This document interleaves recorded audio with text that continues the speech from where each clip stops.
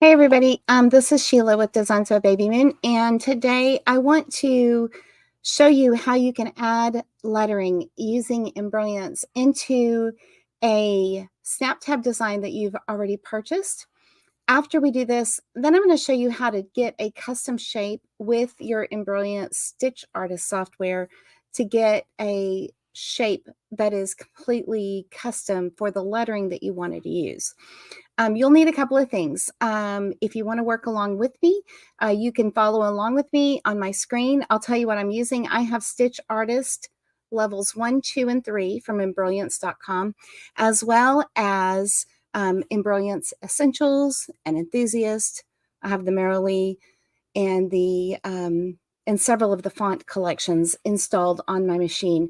I'm going to be using some of the font collections to show you how to add that lettering into there. And so those are the fonts that we'll be using, but you can use any of the BX embroidery fonts that you may have collected to use with Embrilliance Essentials for the first part of this video. For the second part of this video, you will need the Stitch Artist functions to draw around the lettering. There's other ways to make the outlines around the lettering, but I'm going to be using the Stitch Artist suite or module rather to shape the borders that we're going to use to make the outline.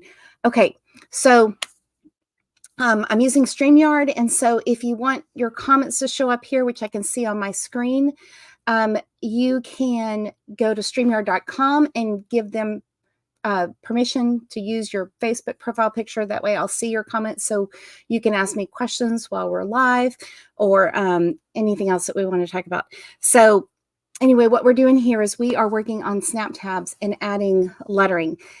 You might want to make a personalized tag for somebody. I love making tags with names on them. They make great keychains. They're awesome for kids' backpacks or their sports gear or some place.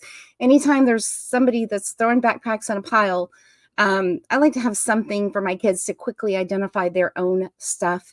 And in my house, even, I've got a bunch of kids and backpacks end up in a pile, and so they can see their name quickly dangling from the zipper pull or one of the straps on the backpack and grab their stuff quickly.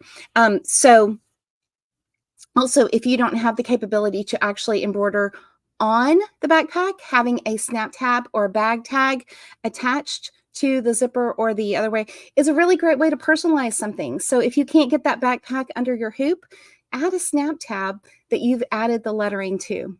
Okay, I see people starting to pop on. There's Lisa Shaw. Hey, Lisa. Thanks. I made my earrings, of course, with Stitch Artist. Fancy that. So anyway, yeah, I'm still making earrings. Can't stop, won't stop. But we're talking about snap tabs today. So let's get started. So I'm going to share my screen and make it larger so that you can see it better. And I'll tell you what I've got on the screen here. So I've got a design. It's the Designs by Baby Moon blank deco rectangle snap tab. Okay, it has a long name. I give all my embroidery files longer names so that they're descriptive so that you can understand what you've got when you download it to your computer.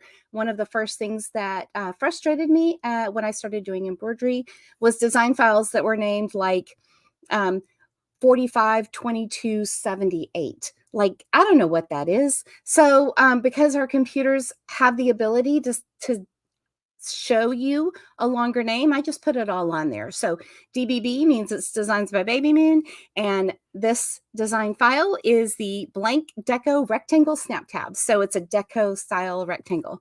And what I mean by deco is it's a combination of shapes that has kind of a decorative feel. It's not just a plain rectangle. Okay, so this design is up on my screen. And actually, you know what I want to do? Let's get the PES version of it, okay? So I had the working version. Let's get the PES. And that way you'll see, it'll be easier for you to see what's going on. Okay, I need to make my hoop size of 5x7. Right now on my screen, it shows that it's in a 100 by 100 hoop. That's just what I was working on the last time I opened my program. So let's hit apply and okay. So you can see that this estimates the hoop size or the sewing field for your embroidery hoop. Now, if you don't know, your hoop is actually larger than 5 inches by 7 inches, but the sewing field that your embroidery machine is able to sew on is about 5 inches by 7 inches. It's actually 130 by 180 millimeters. They're usually measured in metric. We just simplify it for 5 by 7 because we think in inches over here. And it really helps just to know that your hoop is actually larger than that, because when you see it, you may think this looks bigger than 5 by 7. The embroidery field, the actual stitching area that your machine can use, is about 5 by 7 inches. That's what that number means. Okay, so on my screen, the snap tab design comes in, and let's just look at the steps. I'm using Embrilliance, and I just want to show you that there are 3 steps to this file as it is on the screen. There's a placement stitch, okay? And this step you would stitch out first on your stabilizer. When you're making a snap tab, I recommend that you use a cutaway stabilizer, and you can simply hoop that all by itself. I also recommend that you use a high quality machine embroidery vinyl. The ones from My Punk Embroidery have been thoroughly tested to work with machine embroidery. That means they're not going to like rip or fall apart the first time you put stitches into it. Some vinyls or some vinyl products they're not structured enough to use with machine embroidery, and they may perforate that top layer of plastic. May perforate a little bit or peel away, and you don't want that. We want to make heirloom quality products that will last, especially if you're making stuff for kids. Use good material because it's going to last a lot longer. So I get most of my embroidery vinyl from My Punk Embroidery, and I'm a big fan of their patent vinyls or the marine vinyls that they carried. They just always seem to hold up well. And we can use and abuse that vinyl. I can embroider on it. We can throw it in the washing machine if we need to. It's just a great product, and it always performs well for me. So she has lots of colors and patterns and glitters and solids and shinies and textures that you can choose from. But I really do love using their products. I don't get paid to say that. I just really love their stuff. Okay, so the placement stitch, you're simply going to run that on your cutaway stabilizer as the first step. That's an outline that the machine will draw for you on your stabilizer. It's going to stitch that out so that you know all of the spots that you need to cover with the vinyl that you're going to use for this. So if you're going to use, let's say you're going to use marine vinyl, you'll need a piece that is big enough to cover completely the placement stitch that stitches out on that stabilizer. You can measure this if you want to. Looking at it on my screen, I know I'm not going to need a piece that's any bigger than 5 inches by 7 inches, but I'm really going to need a piece that's really less than 3 inches wide and less than 7 inches long. Okay, so if you want to conserve or have neat pieces to use, that would be how to do it. So you'll need 2 pieces of that vinyl, or you'll need a piece of the good marine vinyl, the pretty stuff that you want to use on the top.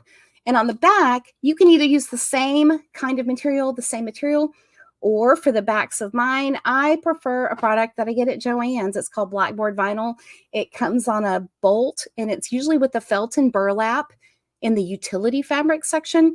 I buy it by the bolt because I use it so much, but it's a really nice thin vinyl. It's not puffy, and so it doesn't have it doesn't add a lot of extra bulk to these tags.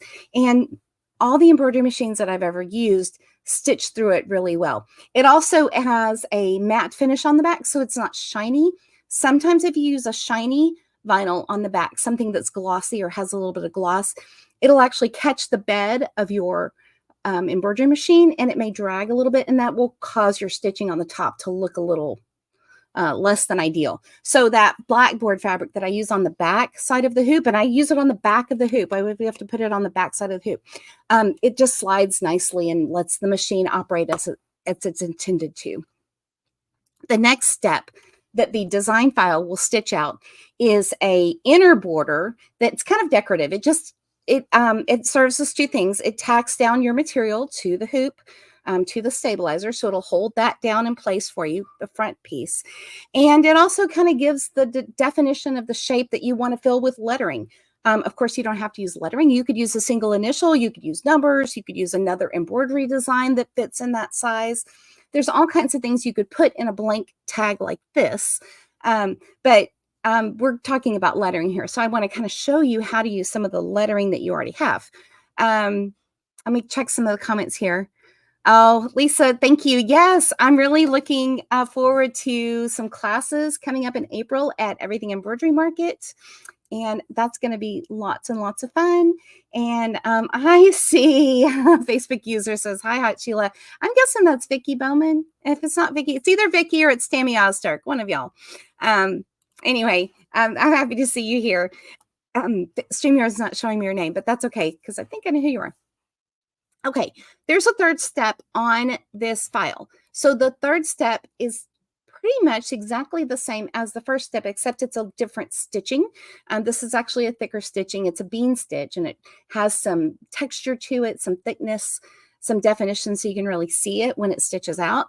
And this step is kind of a magical step because what you're going to do beforehand is you're going to slip that background piece of material or the back side underneath your hoop. And you can use a little piece of tape, or you can use a glue stick or sticky spray or something to keep it on the bottom of the hoop. But when you run this step, that back layer is going to be caught by the stitching so that any of the other stitches, the lettering, which we haven't talked about yet, but also that inner border, none of that will be seen because it'll be covered up by that back side piece of material. Okay, so we need to add some lettering. As we're thinking through these steps, over here in the object window, you can see the 3 steps. But as we're thinking through this, we need to know where to put those letters so that they stitch in the right order so that you don't have lettering, the back of the lettering stitches that show up on the back of your tag. So when we're doing an in the hoop project, one of the things that we can do, because we can harness the technology to make this happen, we can put stuff on the back of the hoop and cover up the back side of those stitches. If you've ever done a kitchen towel or a bath towel and you've done the embroidery on it, you know that when you turn the towel over, you see the back of the stitches.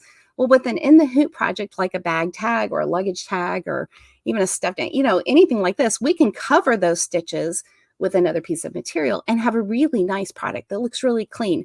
And this is one of the things that I think is really special about doing machine embroidery, is because we can get a really custom look without really working very hard.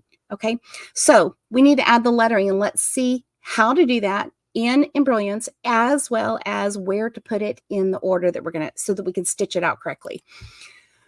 Okay, take a breath. Okay, like I said, I've got my PES version of the file up on the screen. It comes up sideways. So if you want to, you can take this file and you can spin it by grabbing that blue handle so that you could see more what it would look like in real life. Like you wouldn't hold it upside down like that. But so this is what it would look like in real life. And I've kind of just taken that blue handle and I turned it a little bit so I could get it so it looks like I'm going to write in it. So I'm going to take this lettering tool at the top of the screen, and let's see, it says, yeah, you can see what it says. When I click that A, that's the lettering tool, I get an ABC up on my screen. Over here on the right side of my screen, underneath those objects where we have those placement and the decorative stitches, underneath that is a properties box. And I love the properties box because it tells us that we can do things with the letters that are in the software. And so we need to do some stuff with the letters. So since I added the ABC, I haven't clicked anything else yet. I'm going to click on the letters tool, and now I can play with these letters and I can make them say whatever I want. So I'm going to just use my name in here, and hopefully I spell it right. I'm kind of notorious for spelling my own name incorrectly. So I'm going to type my name into the text box and I'm going to click enter. Okay, now I've got my name right there. It's not in the right spot, and it's really not in the font that I want to use. This is a great font. It's fine, but I want to do something a little bit jazzier. So I'm going to go down to some of the new fonts that I've recently picked up. These are, well, where are they? Hold on, let's see. Oh, maybe I haven't added them onto this computer yet. Yeah, I did. Yeah, I did. Okay. I have a couple of computers I work on, so I didn't know if I'd put them on here. So the other day, Embrilliance came out with a font set called the Ace rewind fonts, and I love them. I think they're so cool and they're so groovy, and they really make my 70s flower child heart happy. And so I'm going to use one of those fonts. So you can get this lettering set. It's more than just a lettering set. It's like a whole package that does all kinds of cool stuff, but we're just using the letters for now. But we're going to grab that lettering set and bring it over into our design file here and replace this lettering that we typed in our lettering, but we're going to replace it with this Ace font set. I'm going to use the one that's called Joplin because it's fun. It makes me think of Janis Joplin. No, that's LaGrange. I used it last time. Let's see. Let's get Joplin. Okay, there's Joplin. Isn't that fun? The cool thing about these Ace fonts is that they're all uppercase letters, so I don't have to worry about picking, you know, an uppercase or a lowercase. There are some decorative fonts, alternate fonts, like things you would use in another language, like umlauts and other things. But these are, I don't have any of those in my name. It's just plain and boring. The only thing is I just can't spell it. Anyway, I picked Joplin, and Joplin comes up on my screen. So I'm going to take this font now, and to move it into the box, the place where I need to put it, I can simply click on the letters that I put here and just drag it to wherever I need. Isn't that cool? And it stays together. If I click on, if you could see that when I go back to and select it, the letters end up with these little green dots, and those green squares in there mean that I could take each one and move it. I could move them all together, or I could move them individually. And so, you know, I could put my S here. I could take just the S and I could make it bigger so it has an addition. I could take the S and the A and make it bigger. And that's super cool. That's kind of that makes me think of an old restaurant called Bennigan's that isn't around anymore. Anyway, my name was on a bar sign. That's what it would probably look like. So it's just silly. That deco rectangle it just has so many different places I see it in the wild. But I don't need to do that. So I'm going to undo that. Undoing is really nice and easy in Embrilliance. I can go undo, undo, undo, undo, undo until it's back to normal. And the nice thing is that I have about 25 times that I can go back. So what I do want to do right here before I do anything else is I want to go ahead and save my work. I have recently started getting in the habit of saving my work because we've had some weird power outages where I live, and we don't really know why. They've been doing some work on the utilities, so maybe that's what it is. But I need to save my work so that I don't lose what I've done so far. So I'm going to go ahead and save the stitch file. You know what? I'm going to save the working file as, whoops, let's check that out. Cancel. I was working on some other stuff earlier. File, save working file as, and we're going to call this, we're just going to put it in here, and we're going to call this Sheila name tag. Okay. So save it where you can find it again. Save it with the name that you can remember. That's a thing for me. What did I call that last time? So now I've got that thing saved on. It has BE at the end of it because I'm working on this file, and that means I can still do stuff to it. So you can save the working version of it before you need to save it as a stitch file and send it to your machine. I'm pointing over there because my machines are over there behind that wall. Okay. Wherever your machines are, this side, that side, maybe yours is right on your desk where you're working. If it is, I'm jealous. Okay, let's keep going. So somebody says hi, and they're listening to you in their Jeep. How fun. I'm on the road with you. I hope you're going someplace fun. Okay, so these letters, now that we're back we've got our file saved and we can work from here. They're not really in the right step. I've got an order of stitches in the object window up here on the far right side of my screen. And I haven't put these letters in the right place. So I've got the placement stitch, I've got that decorative box on the inside, and then I've got the final outline stitch, which holds the backing on and finishes the whole thing. And then I've got my letters. When you think through about what happens with this stitch order, as it is right here, if I send this to the machine as a stitch file, all of those things are going to stitch, and then the letters are going to stitch last, and they're going to stitch through all the layers, and you're going to be able to see the back of the letters on the back of the tag. We don't want that. Oh, it's Tina Chandler. Hi, Tina. Oh, you're having going to Freddy's. How fun. How fun. Thanks for bringing me along for your ride. That's really exciting. I don't think it's lunchtime here yet. No, I don't usually eat till later. So, yeah, but that's that does remind me I'll need to eat in a little bit because I always forget. Okay. So here, oh, I see Brenda too. Hi, Brenda. Glad you're here with us. So we need to move these letters so that they're going to be in the right place so that when we save a stitch file for our machine in the format that we need, those letters are going to stitch before we put the backing on the back of the hoop. Okay, so this is really easy to do. All I'm going to do is I'm going to click that lettering thing, and I'm using my mouse, I'm using my pointer finger on my mouse. So that's the left mouse button. I'm just clicking on that letter in the object window and I'm dragging it up and I'm going to pop it in between those two steps at the end. So there was 3 steps and it needs to go before the last one. So if your design has more things that happen before the finishing outline, it just needs to go before the finishing step does. So I'm going to pop it in there right there. And now let me show you what I've got in our object window. We've got our same 4 steps, but they're in a little bit different order. Here's our placement. Here's our tack down, which is the decorative box inside.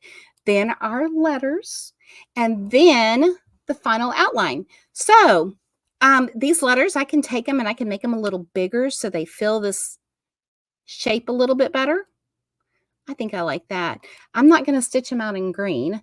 One thing that you might want to do in your software is you might want to match up your thread colors to the thread collection that you use to stitch things out with.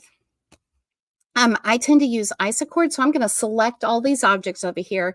I'm going to click the preferred button. It's going to change everything in that properties window to the isocord thread collection that I use for when I go stitch things out usually. Right now, the default for that font came into my one and it picked the Madeira, which is fine. Thread's thread. I mean, it's not thread. They're all different. But I'm going to pick the isocord one. That way they all show up as isocord. And when I print out my color map, I will see isocord colors. Now, I don't have to use any of these colors. And I do like those colors. I like pink and green together. But I might want to think about these in white or black or blue or something else. And so I'm the boss of this. This is not limiting me to those specific colors. I could do them all in the same color if I wanted to and never change my thread. So that's totally an option. And you're always the boss. The colors from the digitizing standpoint of it, that file that you get, the Deco Rectangle Snap Tab file, has 3 different colors in it because your machine needs to stop and you need to do something on your hoop on the front or the back or wherever to make sure that you can work on the hoop and you want it to stop. So the placement stitch will stitch and then your machine will stop. And then you can put the material on top of that. That's going to be the front of your design. Then the little inner border, you can push the button and the inner border will stitch and then the machine will stop. There's a stop there so that you can take the hoop off the machine and apply a material onto the back side so that it will cover those stitches. And then you can put your hoop back on the machine and run that finishing stitch. And that's the end of it. So we've just added the letters in there. We've slipped them into the position that they need to be right before the last step. Okay, I could take this design right now as it is, and I could save the stitch file, and I would save it on a USB, or you can send it wirelessly to your machine. And I'm just going to call this Sheila's name tag, and let's call it JEF because that's the machine I'll be using to stitch this out. And I'm going to hit save, and it's done. Actually, so that machine that I'm using over there, I like to put things in a big hoop. And so I could just, make a bunch of them. And I do need to make sure that I orient it into the right angle. So it goes into that 5x7 hoop, which is turned a little bit differently on my machine. So I'm going to flip this again. And I could just take one of these arrows and I could rotate it 90 degrees. So my little button right here, I don't think you can see the tag that pops up, but these buttons, the left and right, they're rotation buttons and they just rotate it 90 degrees one way or the other. And I'm just going to click rotate. Oh, I didn't click all of it. Let's go back and undo. Let's click everything, select all the things, and let's click that rotate button. Now, my design is oriented correctly in the hoop. And now I'm going to save the stitch file and just write over the one that I did. So I'm ready to go. I can send this to my machine and it'll stitch out and it'll be super fun. Okay, that's how you add names or add lettering to this file. You can see what it looks like right here. We could take and just add a single letter. If I'm adding a single letter, I'm thinking about how that's going to hang. So let me rotate it. There's a couple of ways you could rotate it. I'm going to click all of them again, select the whole thing, and I'm just going to flip it vertically. And what if I just wanted to add a single initial? Well, I could take the same font. These new fonts are so great because they're native to Embrilliance and they can stretch and bend and they can twist and do all kinds of fun things. There's some a tool called Envelopes that is a part of the Embrilliance platform that these letters are specifically made to go into, and they warp and stretch the letters all kinds of cool ways. I'm not doing that right now. I just want to put one of these groovy letters in my tag in the middle of it, as if when it's hanging on my keys or hanging on the backpack or hanging on my purse or hanging on my suitcase or whatever, it's just got a single letter. So in that same text box, let's change it to the Tannerite one. I haven't used that one yet. And I'm going to put an S for Sheila. And I'm going to take this letter and I'm going to grab those corner bars and look what I can do. I can just make it big. I can squish it. And because it was designed for Stitch Artist, it actually it'll recalculate all the stitches and it'll make this font work. It was small when it came in, but I'm stretching it. Now it's about 2.5 inches tall, and it's going to refill with the right amount of stitches and the right kind of stitches. And you can play with some of those stitch settings in the font, but this is just a fill and it looks good and it's going to stitch out great. So, you can do that. And now I've got a great S, and I would need to do the same thing. I just need to make sure that I bump it up into the right order. Okay, so now check everything. And it's easier to check it now than it is to go to your machine and have to go back on the machine. I'd rather do it on the screen in my software before I even get to the machine. I'm just saving myself some time. And then I don't have to think about it anymore. If I can do all of the work here on the computer before I have to go to my machine and do all the thinking part while I'm sitting down here, when I get to my machine, all I have to do is press the button and work through the steps. I don't have to go backwards or forwards. Anyway, so now let's just run through the steps again. I've got my placement stitch, which I'm going to run on the stabilizer. Then I'm going to put my material on top and run this little inside border. Then I'm going to run the lettering stitch, and these can all be the same color. I may not need to change the thread at all, or I could change them every time if you want to. I mean, it's your world, so you can do whatever you want. And then you'll put something on the back of the hoop to cover up the back side. And I like the blackboard fabric from Joann's. And then you run the final outline and you're done.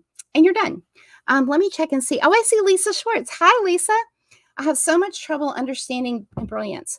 Well, it's got a lot that it does. It's a really powerful program. And so I'm just showing you this little bit right here. Like this is the tip of the iceberg. You can do so much with it with just essentials. But if you're going to play with lettering, which Embrilliance is really great for, because you can bring in BX fonts and then use your keyboard to type them in, and they come in straight. You can do all kinds of warping and bending and moving around and making some big or small, or you can just simply add single letters to things, and it makes it a lot easier. Lisa, if there's something specific that you have trouble understanding, let me know, and I'm happy to help, and we can make a video specifically about that. This one came up because somebody said, how do I do this on a snap tab? So that's what I was doing here. So if I wanted this one to be, if this one to be its own thing, I'm not responding right now. Hold on, my computer's locked up. There it goes. I'm going to save this with a different name. Okay, so I'm going to save this stitch file as, I'm going to call it the S tag. And see, I'm not learning how to spell. I have a new keyboard and my fingers aren't quite used to where everything is. Okay, so now my S tag is saved also as a stitch file, and I could send that to my machine and stitch that up. Okay, let's start with a blank screen though, because some of you wanted to know how to make a name tag that you could just make and then make the outline. So this is like a entry level. If you want to just add a name, we just did that. So that's how you do it. You just open the design file for the format that you need, add your lettering into the design, and then make sure it's in the right order on your object window so that when you go to the machine, it stitches in the right place. Okay. So let's make one completely from scratch though. Say you have the digitizing portions of the Embrilliance platform. That's called Stitch Artist. I've got level 3, so that's what I'm showing you here. And so we'll use some of the level, 1, 2, or 3 tools, and we're going to make a name tag from scratch. So when I make a name tag from scratch, I'm thinking of starting with the lettering first. So let's grab some cool lettering, and let's go back to the Ace fonts that are up at the top. So Embrilliance did an update the other day, and they changed, how you can play with your fonts and rename them and stuff, and I have not done that yet. So I know the Ace ones are up at the top. That makes them easy to find. Let's use Cider here because that's a cool font. Now, I told you that the Ace fonts are all capital letters. There's not lowercase letters, which means they'll fit into a rectangle snap tab or something that's pre-designed pretty easily. Sometimes people want the shaped ones because that's a really custom look. And if you're somebody that makes things to sell, that is a great, let's use Minty. That's a great product to offer people because it does look, it's completely custom, and there's not going to be another one like that unless you have the same exact name. So moms like this. Kids that are going to preschool, they like it for their kids that are going to preschool. They like it for baby bags. They like it for themselves. They like it. These are good guy gifts. It's always kind of hard to find those guy gifts to do with machine embroidery, but this is a great one. So you can do this. In fact, let's use a guy name. Okay. So I'm going to use Mr. Baby Moon's name. I haven't made him a tag in a while. So I'm going to use his name, and I'm going to type it in here to my text box, just like I did when I was typing my name into the other tag. So in the text box that pops up when you click the lettering tool, you just type in your text and hit enter. Okay, Paul's name came up here. Now, I'm looking at the size of it on the screen. I've got my background of my screen set on inches, so I kind of know about how big this is. On my monitor, I've got it calibrated, so it's showing me an actual size. So my monitor's longer than my arm is away from me. So maybe that's about the right size or not. But, play with your settings in your Embrilliance software so that you have an idea of what actually you're doing right here. I like to digitize kind of way up close. I like to make it bigger than it actually is so I can see what the stitches are doing, but you don't have to do that. You can digitize at the actual size that it's going to be, especially if you're just playing with the lettering and kind of the shapes that go around things for this project. So that's what I'm going to leave it at here for this. Now I'm going to make a tag that has a tab, but it's not going to be one of those long snap tab tags, snap tab tabs, not one of the long ones. I'm going to make a short one that's going to be kind of chunky so I can put a big grommet into it.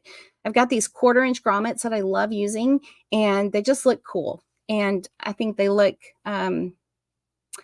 it's tag. It just has a beefier feel. So if you like that look, there's no wrong way to do this. I'm going to make his name a little bit bigger. Okay. So now looking at my screen down at the bottom, I can see that it's 1 inch tall and it's 2 1/4 inches long. Different names are going to come up different sizes because the letters in your name the letters are all different sizes. So if watch your screen and watch down at the bottom right over here, I'm going to point to it with my mouse. You can see how big the thing that you've selected actually is. So I know that that's about 1 inch tall. I'm good with that.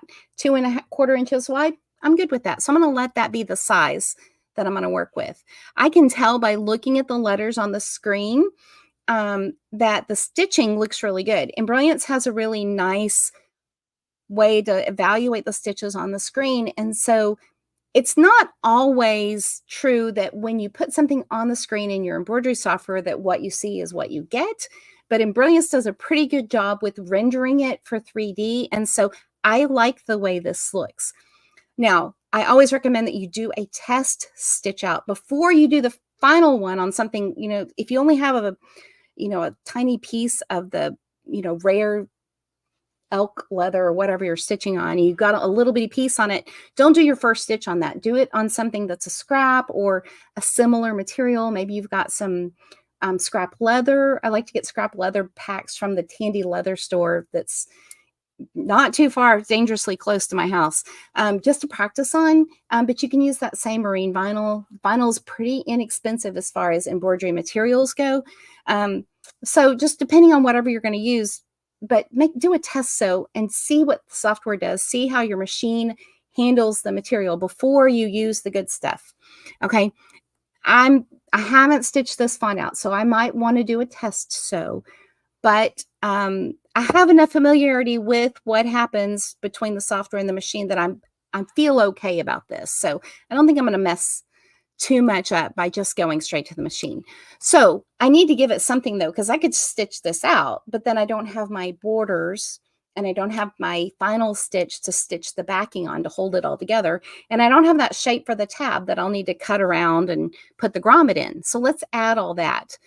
And we're going to make it a custom shape, right? So I'm going to turn on my digitizing tool, which when I hover over this pointer with these stitches on it over here on the top of my screen in the toolbar, this tells me I can create designs. I know I've already created something, but I didn't create a digitizing design. I just created a stitch design. So let's give it some shape and some fun. So I'm going to select these lettering and I want to add an outline that conforms to the border of the lettering.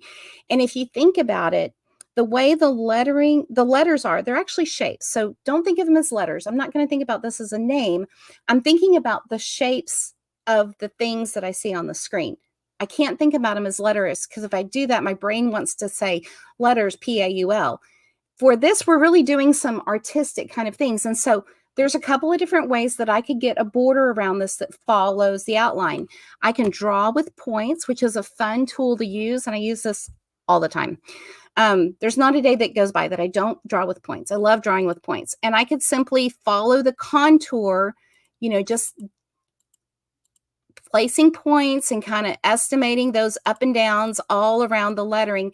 And in my, as I'm clicking around here, I'm thinking there's go in here, go out here. I don't want to add too many nodes, but I do want it to, kind of bubble around it. And so as long as I just stay all around the edge like that, I get a nice shape and I can finish that off right here. I've drawn kind of like bubble letters. I kind of made a bubble around his name and I can go back and click on those nodes and drag them and put them in the right place. Bring them a little closer, smooth it out a little bit. Oh, I twisted that node. You don't want to do that. There's a song about that. Wonky nodes and twisted stitches, or maybe it's the other way around. It's not really a song. It's just some silliness. It's a song in my head, so maybe it is a song, actually. Anyway. Okay, so I'm going to adjust those letters. And so now I have a shape that I drew with points. And if I want this to be a stitching shape, I need to add the stitches to it. So I'm going to add a run stitch to that. And now I have a bubble of stitches around the letters. That's cool. I said we were going to do a little tab on it so we could put a grommet in it, right? I know that my grommets have an inside hole that's 1/4 inch wide. That's how big the inside hole is. And they're bigger than that. They're almost 3/4 of an inch, big. The outside, they're kind of chunky and beefy. So I'm going to take and I'm going to make a nice chunky, I'm just drawing it with points, a nice chunky tab right here that's kind of like a circle. It's almost 1 inch big, so I know that my grommet will fit into it. I can look at it and see that it's almost 1 inch. If you need to, you can look at the bottom and see how big that shape is that you made by just selecting that chunk right there. Okay, so I've got a chunk that is 1 inch by 1 1/8 of an inch, so I'm pretty close. And now I need to connect this line to that other line. If I look what I did here, when I'm creating a shaped tag that's going to be completely custom, I want this to all run in one step. So my start and stops for this Paul lettering, I want to move these end points and starting points so that they start together. So the way I'm going to move them is I'm going to select this node, that little dot right there that's closest to the starting part of this one that comes next, the little grommet area. And I'm going to select my tomato. I'm going to open it and then close it. That opens the shape and closes the shape. All it does is it resets the start and stop points. And then I'm going to take and drag my bow tie and put it right on top of that. That's the stopping one, and this is the starting one. And when I put them together, when they lock together in place, they don't really lock, but they look like they lock. When they're together in place right there on the screen, now this shape is going to start stitching right here and end right there, which is great because after I put some stitches on this line that came next, I'm going to reverse the points, create, outline, reverse those points.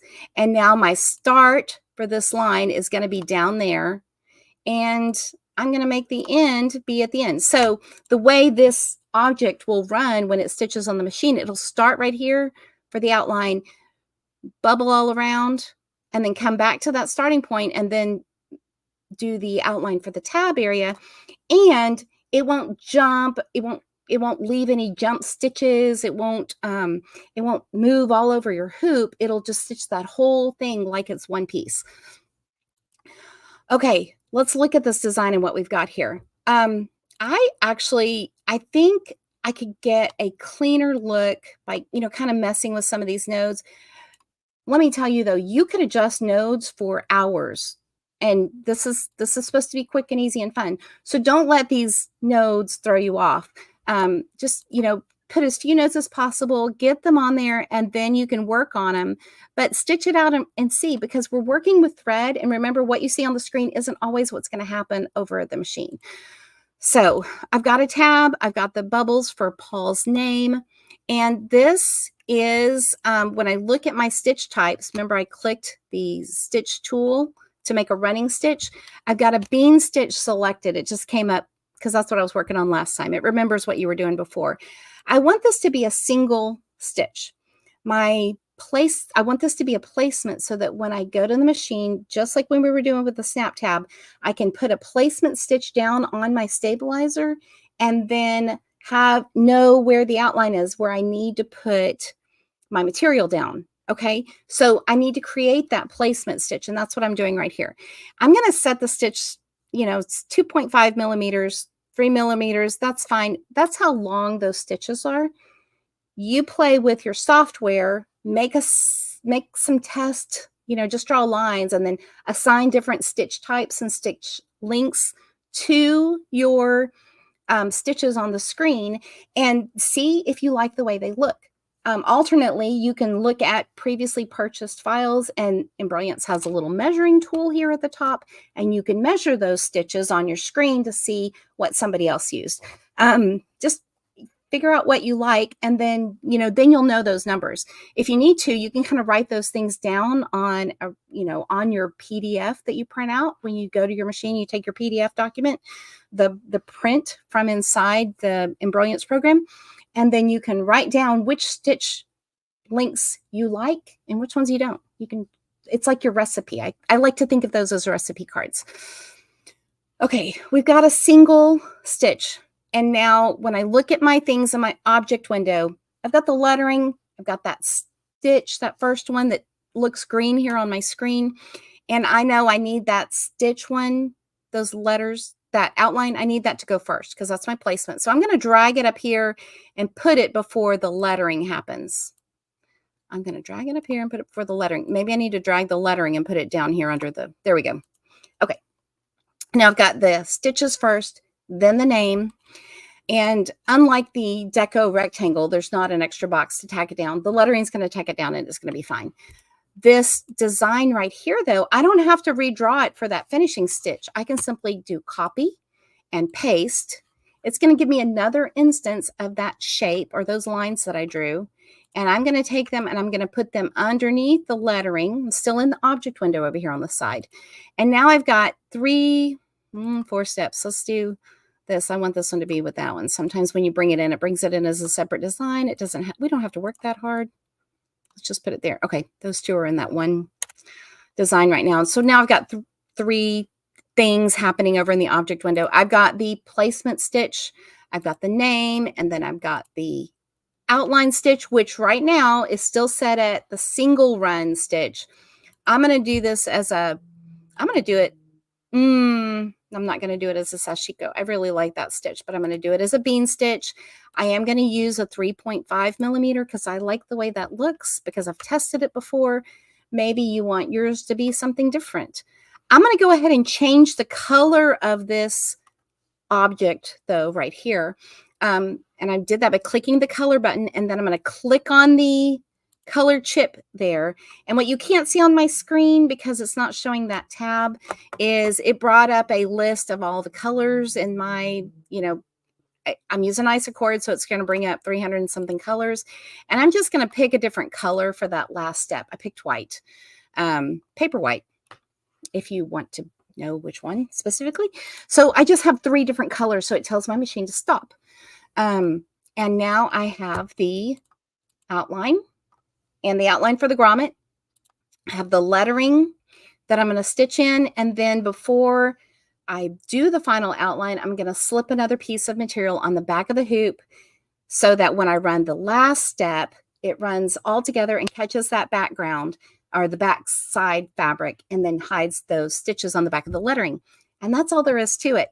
If you wanted to, if you need a little placement area to show you where to punch a hole for and inset the grommet, you can add a circle in. There's a little tool at the top of the Stitch Artist digitizing module. When you click that stitches at the top to get into create mode, you get a flyout that has lots of little shapes that you can add to it. So you could grab a circle.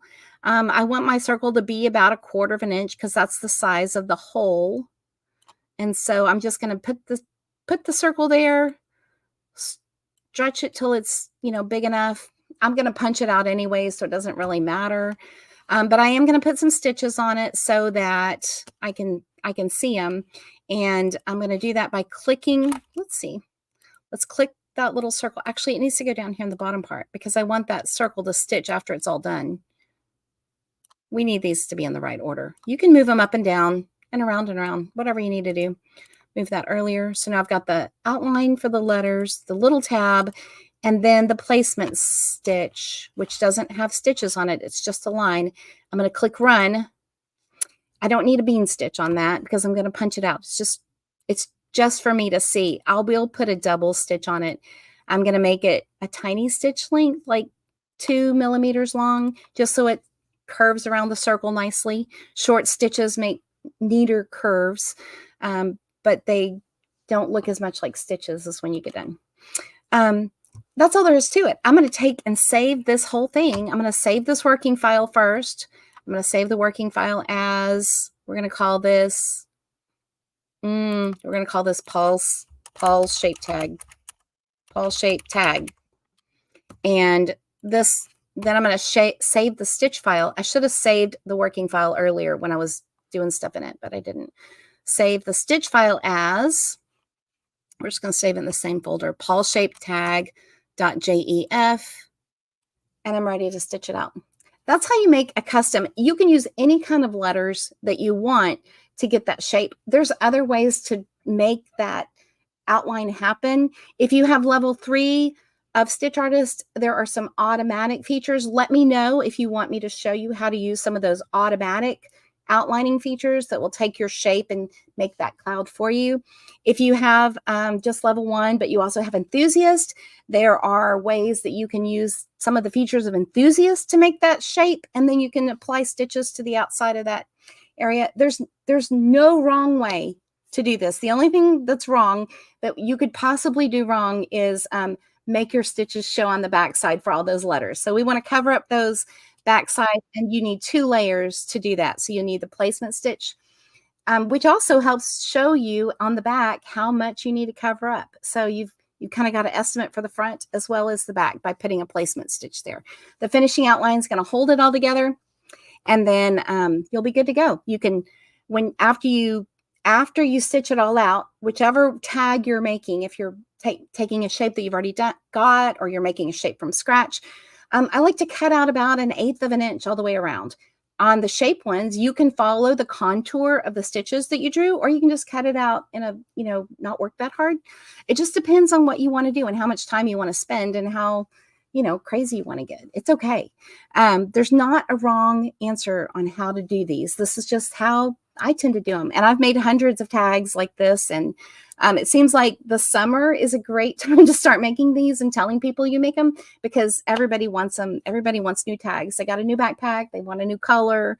Somebody got a new car and they want a new key tag. So there's all kinds of ways you can use these for. They're really great and they're really fun. And I hope this was helpful. Let me know if there's something else that you want to see. I'm happy to help you understand the software that you have and how to use your embroidery machine to make all kinds of cool things. And if you are in my Facebook group, you can ask me a question there. And if you're not, please join the Designs by Baby Moon Friends and Fans Facebook group. And that's where I am a lot of the time. And it's the fastest way to get in touch with me. Okay. I think that's it for today. Now that Tina reminded me that it is lunchtime, I'm going to act like a grown-up and go eat something so that I can finish the rest of the day. Y'all have a good day, and we'll talk to you soon. Bye.